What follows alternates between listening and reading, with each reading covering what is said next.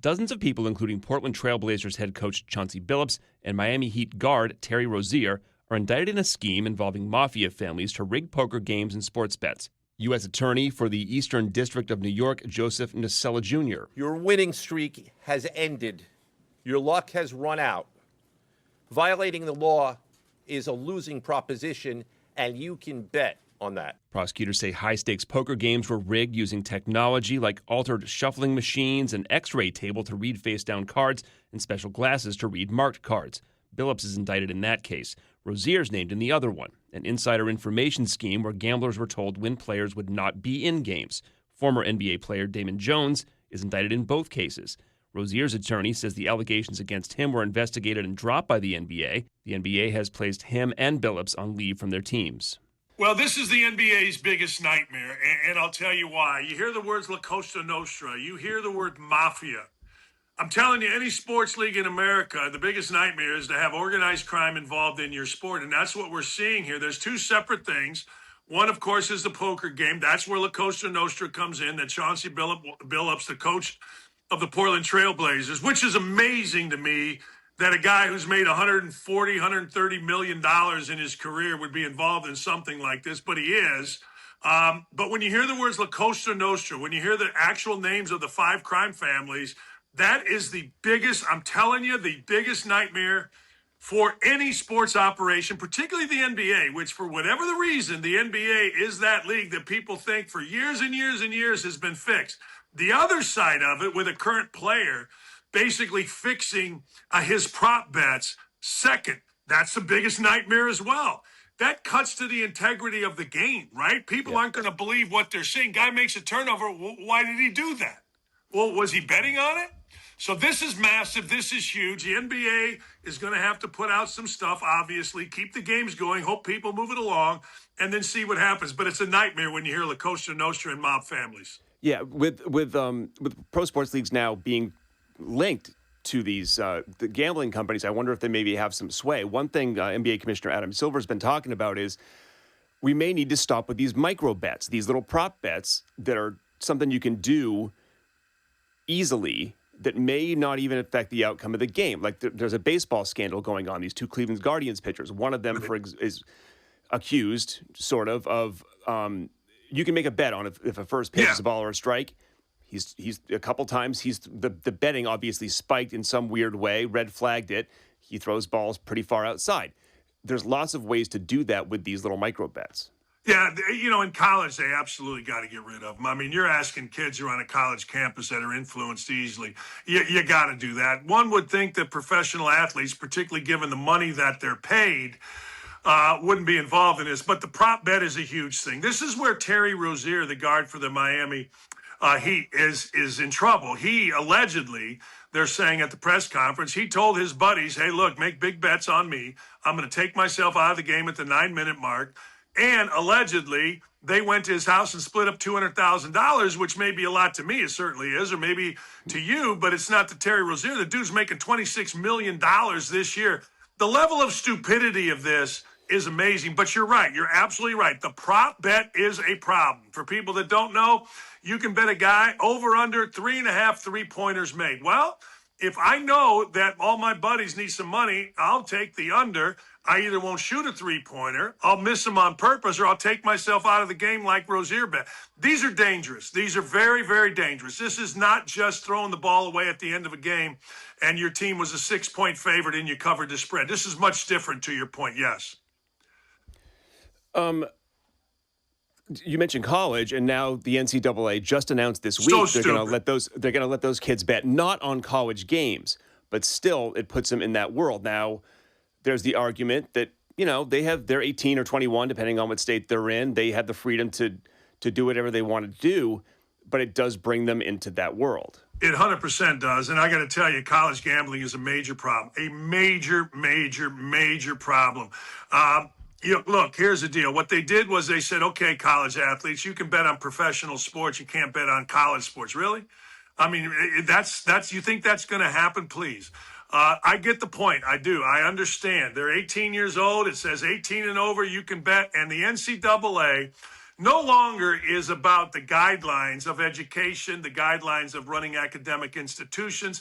That's all absolutely gone. What is in now is CYA, cover your ass. We don't want to be sued because we're not allowing this to happen. That's why the NCAA, frankly, has acquiesced to 18 to 22-year-olds in every way, shape, or form. They've been sued. They always lose. So if you say, hey, kids can't do it, I guarantee you they were facing a lawsuit. It's a terrible decision. And the timing of it, let's be honest, could not be worse, right? I mean, you've got this major scandal with basketball and cheating and fixing games and fixing prop bets. And November 1st, here, they just announced yesterday, they're going to allow college kids to bet on sports legally, professional. My son's a basketball coach at Illinois State. Here's what I told him, among other things. You better teach your kids how easy it is to get caught.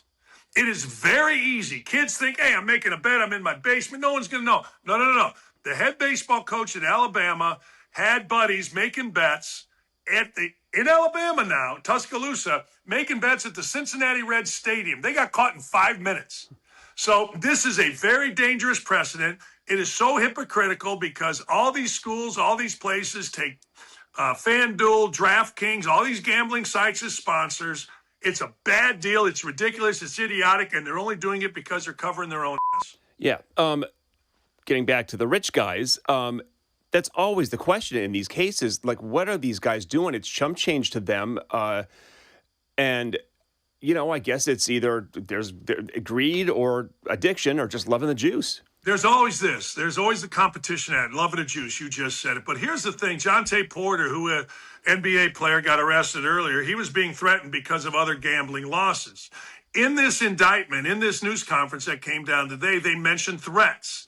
They mentioned threats of people, guys pulling guns for machines, different things. It's usually this. It's usually you are in debt. You are upside down, as they call it in the gambling world, with mafia figures or gambling figures, however you want to call them. Or you're trying to help your boys out. You're trying to help your buddies out, the guys you grew up with. They need some cash. Here's an easy way to make cash. Or you're just plain stupid. Now, let's be honest. You and I both know, never underestimate the ability of somebody to just be plain stupid. Okay? I mean, yeah, there is that. Of course. Now, our colleague Clay Travis made a point that I thought was interesting. There's always been gambling tied to sports. There's probably always been a little bit of manipulation here and there over the years. But the difference is two differences. It wasn't nearly as prevalent back then. The second thing is that the point Clay Travis makes is that you can get caught now because there's so much more regulation of these legal sites. There are the integrity companies that check out, the betting seems off here, we should check into it. So it's much easier to get caught. Yeah, I mean, look, when you went to a bookie, the way you were going to get caught is if they busted the bookie. If this happened actually in my neighborhood growing up, a family was making book and they all got caught and they all went to jail. And because somebody got upside down and to bail themselves out, they ratted them out. Now, it was hard back then. In fact, bookies still exist. Let's not pretend that it doesn't because every state does not have legalized gambling. But now, every bet is looked at. Every single weird bet. You go bet $10,000 on somebody to hit 3 threes in a game, that's looked at. Why? The maximum total, and this is how the kid Chauncey Porter got caught, the maximum total would be maybe $1,000 total across the betting world on this. All of a sudden, there's $100,000 bet on this. Common sense raises a flag. Algorithms are out there. Operations of companies, as you mentioned. It's why I said about my son, hey, if you got players and you're a coach, these guys think they're bulletproof. You better explain to them, have an expert tell them exactly how easy it is to get caught. It is simple. And I wonder if a big, high-profile bust involving a lot of people like this shows pros the same thing. I wonder if this deters the behavior. Here's the deal. When Magic Johnson got AIDS back in the day, Magic Johnson gets AIDS, talking about deterred behavior, and he got it, everybody said heterosexual sex. I had NBA guys that are friends of mine playing at the time. I said, how long did that stop you guys from doing that? About 2 weeks. You know what I mean? So this will be, well, bad for Terry, but I'm smarter. And, I was talking to a good friend of mine that's involved in the NBA, and he said, Dan, I don't know if I know anybody that doesn't bet. He goes, honestly, God, I don't know anybody. And I talked to another friend, said the same thing. His kid goes to college, and we were talking about things, and he goes, you know what? I don't think my son knows anybody that doesn't bet on a college campus.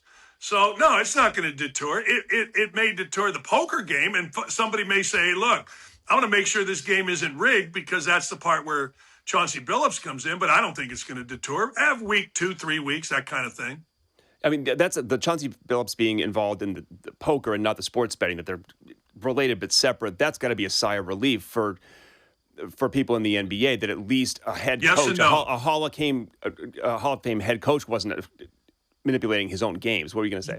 Yes and no. I'll tell you why it's not. Because that's the side of it where they mentioned the 5 New York crime families, the 5 mafia crime families. La Cosa Nostra was mentioned. Money was funneled. And that's the scary, when you hear that, I swear to God, when you hear that in a sports league, now it scares you. Because if you've studied the mafia at all, and that's kind of my passion, the mafia gets in like this, and then all of a sudden their tentacles spread. And all of a sudden they're into everything, and all of a sudden you got people involved that owe them. That, while you're absolutely right, a sigh of relief, head coach wasn't fixing games. Absolutely what you're saying is true. But when it came out by Cash Patel that La Cosa Nostra and an NBA head coach were tied together, however it was, I'm telling you, right now in those offices in New York, Adam Silver, the commissioner of the Big Ten, they're in panic mode, man. They are in panic mode to find out. They are in panic mode to PR this thing, I guarantee you. Guarantee it. Dan Dakich, host of Don't At Me over on Fox Sports Outkick. Dan, thanks. My pleasure.